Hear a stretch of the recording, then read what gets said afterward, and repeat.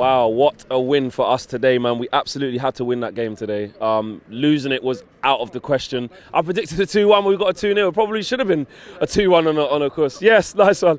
It probably could have been a 2-1 if VAR was involved. Look, I want to talk about the positives first, because we can nitpick and say that at times he wasn't great, at times we rode our luck, which is all true. Harry Maguire should have got sent off. Exactly. But let's not start with that. Let's talk about the fact that we won it for the first time since, I think, 2012, which is a big scalp. And I want to talk about individuals first before I talk about the team. First of all, Eric Bailly coming in, I thought he was solid. I thought he was colossus. I thought he showed what we've been missing. Not to say just throw out Lindelof and the Lindelof slander, but I want to talk about Eric Bailly because there was times like he was doing like 360s. He was doing like Cruyff turns in his own box. Like, he was so composed. And in the second half as well, I thought he was solid. He won his headers. He won his defensive battles. He won his duels. He was just everywhere. Now into midfield, past the Fred. Well, actually, I'm skipping players. I'm so excited. Past the Fred, I thought he was everywhere. Kante had to go off after like 5 minutes because he was scared of Fred. He didn't want the smoke. Hopefully that's not a long injury for Kante. Never like to see anyone injured, but a little bit of light-hearted banter with him. But Fred, I thought, was everywhere, man. I mean, and he was so tenacious. And what I liked most about his performance was actually not just what he done with the football. It's actually the moment where Martial, he's taken a tumble under a bad tackle from Zuma, I think, when the ball had already gone out. And he just backed it.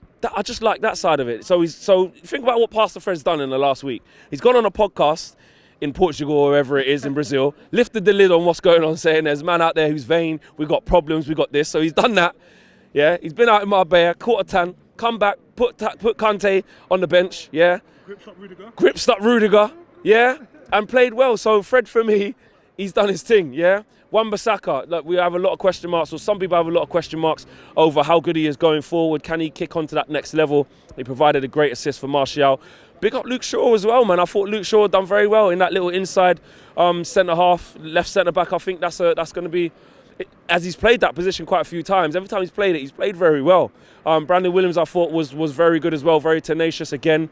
And Harry Maguire, he arrived, man. I mean, look, Bruno won the button. Fantastic header from Maguire. Yes, I'm not going to be biased about it. I'm not doing an Arsene Wenger, but I generally haven't seen it back yet. But I put out a tweet at half-time and said, should he have got sent off? And near enough, 99.9% of Man United fans were saying he should have got sent off. So we'll leave that where it is. That's what VAR is there for. If he should have got sent off, fair play.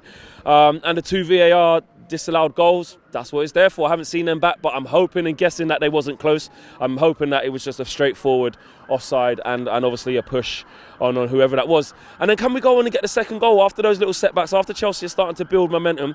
Can we impose ourselves? And Bruno Fernandes, look, I think we've got to keep it in context. Bruno Fernandes, to me, didn't run the show. He wasn't all over the ball because it wasn't that type of game. But let me tell you something.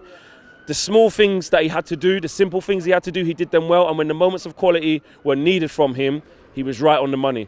First with the free kick, very unlucky not to score, hitting the post with that. And obviously the free kick, the corner for Harry Maguire to get the second from a header. Those are the two moments of quality that stood out to me. And even when he's getting the ball, just his passing, it was crisp, it was short, it was neat. Unlucky, keep going, get some history. She said, fuck man, you. Bless her. So Bruno Fernandes, I thought did well. Martial, man, look, he got a fantastic goal, fantastic header. He wasn't having the best game up until then. I think he was part of the attacks. He was trying to make things happen. He had a shot that kind of went wide, left foot. But it's a weird one because look, I love Martial, but I will always criticise players fairly when I see what's going on. I won't just jump on them unfairly and just have agendas. And what I saw from Martial from the first 35 minutes was just a little bit of frustration in terms of just couldn't hold on to the ball. The times when you expect him to relieve the pressure, take the pressure off us, hold on to the ball, it just wasn't quite happening. But that doesn't mean to say you can't go on to have a good game and have an impact, and that's exactly what he did. When he's in the box, that's where he's at his most dangerous, and Wan-Bissaka found him brilliantly. I wouldn't say it was a tactical masterclass from Solskjaer today because, look, if Batshuayi takes his chances, it's a whole different game. So I don't really want to talk about negatives, but I'm just talking about it in the context of everything. But really, all that matters was the win here today and a clean sheet. We've managed to keep a clean sheet. God, don't know how we managed to in the end. But it's all about the win, and we've managed to do that. But now it's about consistency. We've been in this position so many times before. Every time we get a chance to make ground on the top 4, we don't do it. So we've managed to take care of us. We've managed to do that today, which is fantastic. But we've done it by ourselves. We haven't relied on another result. We've gone and beat Chelsea to close the gap. So when they've dropped points, we've not managed to do it. But lo and behold, we come here and we make hard work for it, but we do it. Of course, kicking off here, CID, everything.